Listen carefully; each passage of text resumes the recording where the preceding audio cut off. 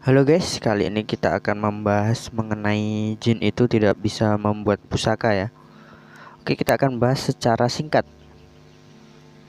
Ada beberapa hal yang harus kita pahami mengenai pembuatan pusaka ya. Yang pada dasarnya pembuatan pusaka itu dibuat oleh seorang empu. Empu itu sebenarnya seorang pelukis kalau kita visualisasikan ya.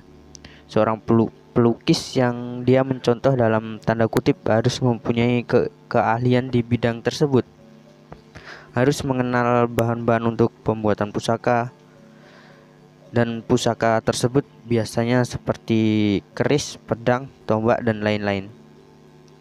Kalau kita sederhanakan contohnya, ada seorang raja tersebut pasti bukan orang sembarangan.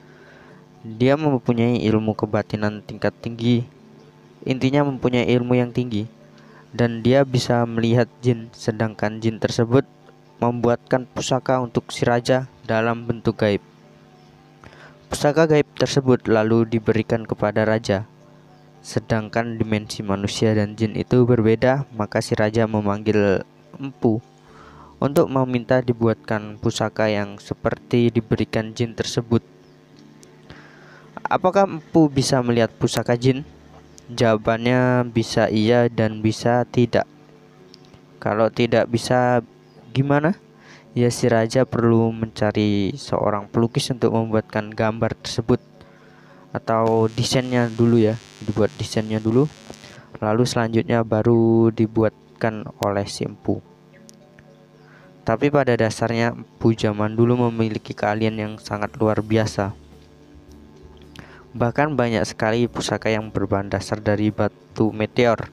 Entah itu dapatnya dari mana kurang tahu, dan sudah banyak bukti-buktinya juga ya, keris-keris peninggalan zaman dulu terbuat dari batu meteor. Lalu apakah empu hanya membuat mencontoh dari jin ya?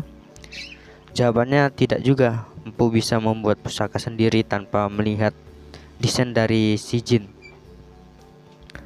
Ada hal yang harus kita ketahui bahwa pusaka zaman dulu dibuat untuk berperang. Ya, itu pada umumnya berperang atau bertani ya, pusaka zaman dulu. Dan biasanya kalau dibuat untuk berperang, sebelum digunakan untuk perang, pusaka tersebut dioleskan racun yang sangat mematikan. Maka ada orang yang bilang kalau luka terkena pusaka pasti lama sembuhnya. Ya, karena racun tersebut sebenarnya masih terkandung di dalam pusaka tersebut ya. Oke, untuk kesimpulannya adalah jin bisa membuat pusaka dengan dimensi mereka. Sedangkan pusaka sekarang yang kita lihat sekarang itu dibuat oleh manusia ya. Itu adalah pendapat dari saya, boleh setuju atau tidak.